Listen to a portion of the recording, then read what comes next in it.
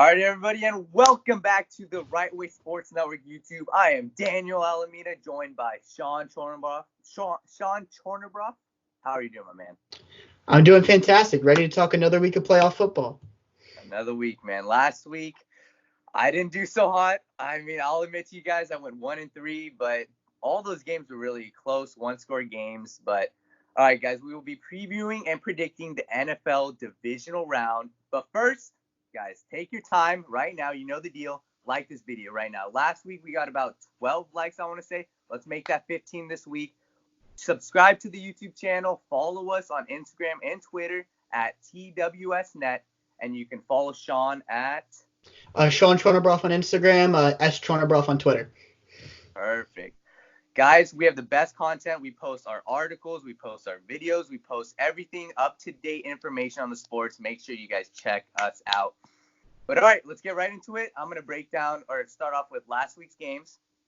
We had the Texans beating the Bills 22-19 in overtime. The Titans beating the Patriots 20-13. That one hurt me.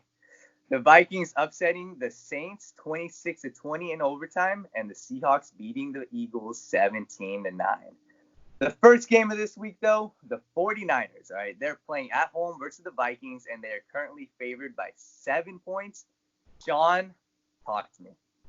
All right. First up, I want to talk about, like you said, they're favored by 7 points. Like, I was looking at the lines this week, nothing like last week. Like it was 2 3-point lines this week. I think we've got like 5 or 6 games that are at least 6 points. But Vikings, obviously, you know what you're looking at. Like, it was like they got the 6th seed. That was comfortable. Dalvin Cook, when he's in and when he's out, 2 different offenses. That's the key for Kirk Cousins, who's overall the key to this team. 49ers kind of coasted, to be honest. Like, things got a little bit ugly near the end of the season. But they're a more than capable 1 seed. I mean, you could have the argument that they should have lost to the Seahawks after the pass interference call, and that the Seahawks should be the home team right now, but we are where we are. But in my opinion, Kirk Cousins, great game. Last week, fantastic. I think the 49ers are more well-coached than the Saints, more well-prepared than the Saints. I'm liking the Niners in this one. I don't think Kirk strikes magic twice, but I think this is a good enough team to keep it close. Like you said last week about the Vikings, their offense with all the weapons they got, more than good enough to keep it close. I believe Quan Alexander will be back for the 49ers in this game, which should be a huge addition back to their linebacker court. I think it's going to be a close game, though. I'm going to take the 49ers in a 28-27 close one. Ooh.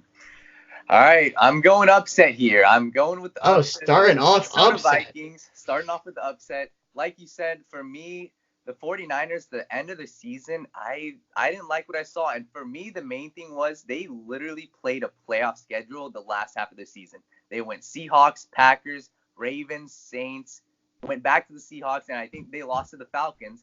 So, I mean, they played a tough schedule at the end of the year, and their defense, it looked very vulnerable. To me, their run defense will be key because they gave up 112 rushing yards a game during the regular season, and we all know who the Vikings have. Dalvin Cook, that was the key. They need to get the run game going. And I think the 49ers offense is great. We all know they have the great run game. They have the great pass game. But the pass rush of the Vikings, that is going to be huge. They have to get to Jimmy Garoppolo just like they did to Drew Brees. And if they can get to Jimmy Garoppolo, I think this is a game in their hands. I know a lot of people are going to say Kirk Cousins, that was a fluke last week. He's a good quarterback. He's a good quarterback. He showed he can win the games. And I think the Vikings pull this one out 30-27. But the key also is going to be Kevin Stefanski. It's going to be, he's got to get creative. We know the front 7 for the 49ers is great. You got Nick Bosa. They've got to get creative. You got to do screenplays. You got to do end arounds. You got to get creative with your offensive play calling. And I think the Vikings win this game. Huge upset for me. I totally think that's a possibility. That's why I have the game so close. You want to say it's a 1-game wonder, but if you look at Kirk Cousins in the past, his one other playoff start was against the Packers in like 2015. They ended up losing, but the Redskins overall had not been a well-run organization, not a lot of talent, but he still played a pretty solid game. We have this primetime Kirk narrative. While Kirk has not been a Monday Night Football guy, I believe he went like 2-1 in primetime games this year, had a couple of nice performances. Showed he doesn't get shocked by the moment. But you talked about Kevin Stefanski. They've got Robert Saleh on the opposite side, so this is going to be a chess match every which way. Robert Saleh is a great head coaching candidate along with Kevin Stefanski. Like I said, I believe Quan Alexander's going to be coming back, and I believe that was a huge loss. He is a modern-day linebacker in the way he's rangy, can get side to side. So if he's back, he's looking good. Yeah. I think you see a huge improvement from this 49ers run defense. Do I think you stop Dalvin Cook? No. I don't think you can stop Dalvin Cook. But I believe this defense, with what they got on the perimeter, Richard Sherman literally had a career year in his like 31-year-old year. This defense is good enough to make the plays needed to where they can stop Kirk Cousins. They can frazzle Kirk Cousins because they're also not going to stop that front seven all game. So I think it's going to be the 49ers getting to the quarterback more than the Vikings. And I think and Jimmy G, people try to tell me he's a game manager sometimes. I don't buy that narrative. But he's done it a few times in close games where he's gone down and gotten those late scores. So this game's going to be close. But I more than trust Jimmy Garoppolo to go down, get that score in front of a home field crowd. Yeah. I think both these teams, like you said, I think they're very similar teams. They both need the run game going, and their defense, like you said, the pass rush, that's going to be huge. It's going to be a close game. I'm just going with the underdog. I'm going with the Vikings. And now the Baltimore Ravens. The Baltimore Ravens are playing at home versus the Tennessee Titans. We saw the Titans pull off the upset against the Patriots last week. The Ravens, they're favored by 9 points, Sean. 9 points, talk to me. Okay. While I have the Ravens covering the spread, again, I think it's a disrespectful spread. I think Mike Vrabel, Derrick Henry, and company, they deserve more respect. But if you want to win, you're going to have a similar game plan to last week. You need to ride Derrick Henry. Honestly, the game plan they're going to need to win, I'm going to throw it a little bit old school here. You need to go back to those 91 Giants when they beat the Bills because the Ravens are just that much better than the Titans. You need to just have a ball control game. You need to have like 35 minutes of possession. You're going to have to force a mistake or two, and you're going to have to hope for some luck because this Titans team in no way is as good as the Ravens team, but it's a very well-coached defense, and we talk about how well-coached that offense is. So Don P's Mike Vrabel, that's a good defensive 1-2 combo. You just got to hope that Ryan Tannehill, you have to open up the playbook a little bit for Ryan Tannehill this week. Hope he does good enough and can get you enough points. Maybe the refs make a call or two. Hope something swings this game. Because I don't think this team's just good enough to go out and get it. The Ravens defense is stronger. I believe the Titans are a good team. They're not a great team. This is one of the most dominant teams we've seen in a while in this Ravens team. And I got them 28-17. Exactly what you said. For me, like you said, okay, the Titans, their ideal game plan would be ride Derrick Henry. Against this Ravens team, I can't see it happening. You can't ride Derrick Henry and then immediately after. This Ravens offense is one of the best we've ever seen. And I think you said they have to open up the playbook. Ryan Tannehill's got to play great. He's got to play great. They have to put up points because the Ravens, I don't care. I know Mike Vrabel, great defensive coach. The Ravens are going to put up points regardless. I don't care who they're playing. They're putting up points. So the Titans, they have to put up the same amount of points. You got to go back and forth. To me, this Ravens offense is just too dominant. All year long, I've seen them absolutely kill teams. I'm going with the Ravens here, 30-17. I like the Titans. I like what they did against the Patriots. But to me, this Ravens offense is too dominant. I'm taking them 30-17. No, I agree with you. Just want to add a couple more things. Yeah. So first off, we saw if it was 3rd and 4, 3rd and 5 last week, you knew it was going to Henry. The Patriots just didn't have the linebacker talent to stop it. The Ravens have the talent to stop it. They're well coached enough to stop it.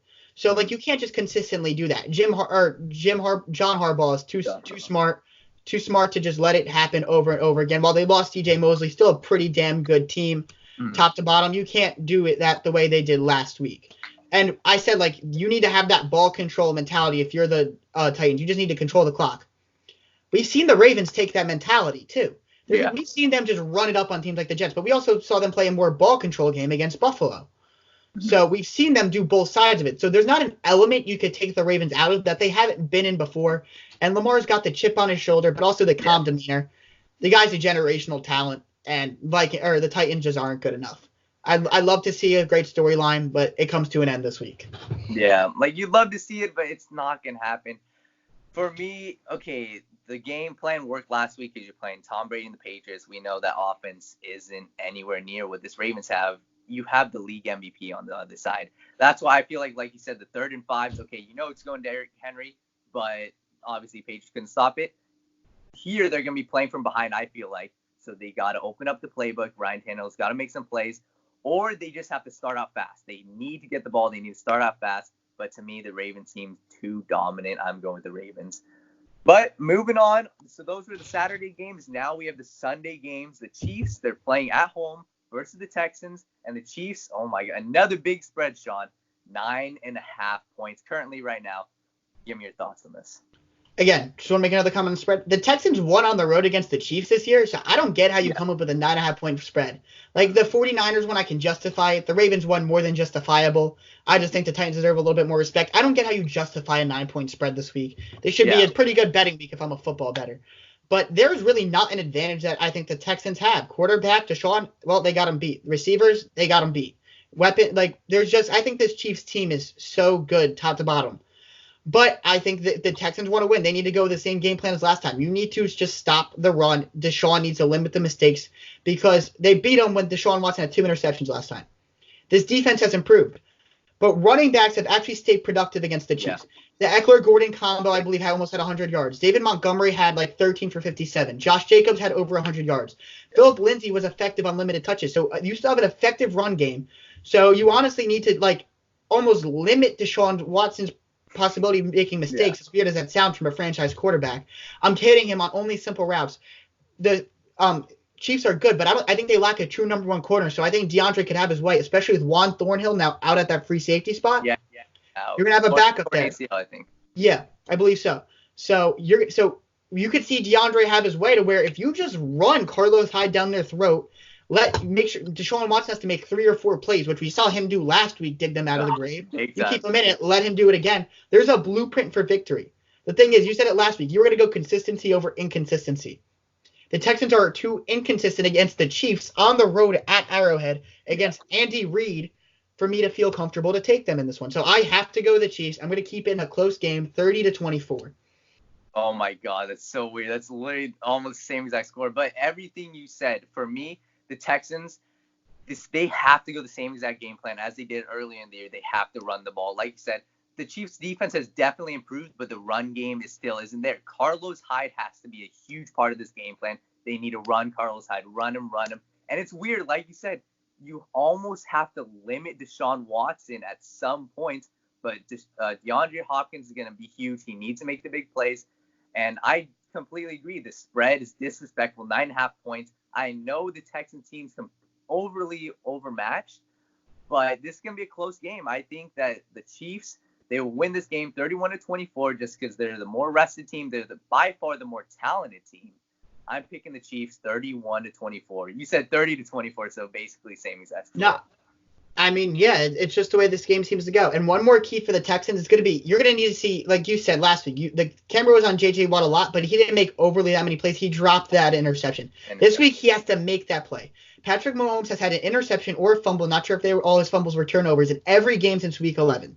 So the Texans need to get to him. They need to force a turnover. They need to have their defense swing the game, and that's not something I feel comfortable with. So that, in the end, is going to be the difference for me. Just like last week for you was inconsistency. This week for me, it's the inconsistency of this Texans team, and I don't think Bill O'Brien can outcoach Andy Reid twice. Not twice. I feel like exactly everything you said. But, like, if you guys are bettors, I would take the Texans in this matchup. I would take the Texans because the 9.5-point spread, that's too much. But, all right, moving on. The Packers, they're playing at home versus the Seahawks. The Packers are favored by 4 points. That's the lowest spread all week. Sean, talk to me. Okay, well, this one's just who you like. The Packers seem to be the more well-rounded team, while Aaron Rodgers might not be Aaron Rodgers in your eyes anymore. What they've really been doing is running Adam Jones down the throat. Aaron Rodgers needs to make a few plays. Seahawks don't have a great run defense, but the Seahawks know how to win. Pete Carroll knows how to win. Yeah. So it's just if you trust Russ, you trust the Seahawks to get it done, and you have enough distrust in the Packers, who have shown a tendency to play down. I mean, they gave up 24 points to Matt Moore, not Patrick Mahomes. So it's really who you trust this week. The Seahawks have walked in the sand for the number 1 seed and won. You know Russell Wilson's a road quarterback. And if you look at the injury report, which I think is huge, you have a more beat up Packers team than the Seahawks team. Like you were talking about Dwayne Brown last week. I believe he's projected to be back. Seahawks have like 2 or 3 starting offensive linemen questionable. One of their rotation linebackers, Jamal Williams, who has gotten a decent amount of touches out of that backfield when he's available. So the the Packers are a beat up team for a team coming off a bye week, looking at the injury report as of right now. For a lot of those reasons, I'm going to take Russ and Pete Carroll one more time. Matt LaFleur is a year 1 coach, and I believe he only had 1 year as an offensive coordinator too. And you see a lot of times with these young coaches, a team comes off a bye week, they might just kind of be dazed out in a little bit. They're just not themselves. I'm going to trust Pete Carroll to have this team coming in more prepared, even though they're well rested, and honestly looks like a more healthier team judging by the injury report over a first year coach. I trust that Pete Carroll can go into Green Bay and beat them like he has before. Yeah, for me, when I was looking at these games, I was going back and forth on this, and I'm like, for me, the Seahawks are outmatched talent-wise, but all year they've been outmatched. It doesn't matter. You have Russell Wilson, you have Pete Carroll. That's been the recipe for success. They know what they're doing. They know how to win. They're one of the best road teams in the entire league. But for me, the Packers are just overmatching this team. Their defense they ranked 4th in pressure rate, while the Seahawks offensive line is 30th. I think the Seahawks offensive line and the run game is going to be their downfall. Last week, they had 19 rushing yards from the running backs. Granted, it was against the Eagles. They just let Russell Wilson do his thing. But the Seahawks, they really need to get a run game in this game because Russell Wilson, I know he's dangerous. I know he can do everything. But the Packers defense, they can get to him. They have Zadarius Smith, for me, one of the very underrated defensive player of the year candidates. No one's talking about him, but he's been one of the best defensive players all year long. Definitely should be there. Definitely should be there. The Eagles, they ran on this Seahawks defense 115 yards last week. I think Aaron Jones has a huge week this week against the Seahawks defense. I haven't been a fan of the Seahawks defense all year long, and I'm going with Aaron Rodgers. All year long, he's not the Aaron Rodgers we know, but I think he'll have a decent enough game to win this game against Seahawks. I'm going Packers 23-17. No, I mean, like I said, it's about who do you trust more. Yeah. I trust Pete Carroll and Russell Wilson as much as I trust the year one combo of Aaron Rodgers and Matt LaFleur, who has a tendency, the Aaron Rodgers and the Packers have had a tendency to underwhelm us in the playoffs. Like, he went out in his first game when he was 15-1, I believe, against the Giants, and then he beat the Giants in Eli Manning's last playoff game. It was like 0-0. It was like 6-0 at halftime or something like that until he got a Hail Mary to Randall Cobb, and that swung it. That honestly should have been called back on pass interference. I'm still a little salty about that like 5 years later. But it is what it is. Yeah. I don't trust, as much as I want to say, as much as it is controversial, I don't fully trust Aaron Rodgers and this whole team in general. Like, I saw a stat today. This will be Aaron Rodgers' 15th playoff game since 2010. It will be Russell Wilson. It will be the Seahawks' 16th playoff game over the last decade. Yeah. So Pete Carroll, Russell Wilson have been here the entire time. They know how to get it done. Not trusting that the Packers do. And Matt LaFleur. I'm going to take the Seahawks to honestly outcoach them in this one more than overpower them. Yeah. I see it's whoever you want to go with. I'm just going with the Packers. I think they're the more talented team, but we've seen time and time again, like you said, the more veteran coaches and the veteran duos, Russell Wilson, Pete Carroll. It'll be a good game. I just feel like what I saw of the Seahawks last week, they could have, if Carson Wentz was in that game, I think the Eagles would have won that game. I do. I don't like what I've seen out of the Seahawks. I think the Packers, coming off this bye week that they had, I think they're more rested. I know you said they're more injured. I'm taking the Packers, but we'll agree to disagree on this. It's going to be a great slate of games. It really is. All these games, I know they have huge spreads, but there's definitely going to be some upsets. They're going to be interesting games. Thank you guys all for watching. Make sure you guys like this video, like we said. Subscribe to the YouTube channel. Follow us on Instagram, TWSN. Follow Shaun, like we said earlier. And thank you guys all. Make sure you guys tune in next week.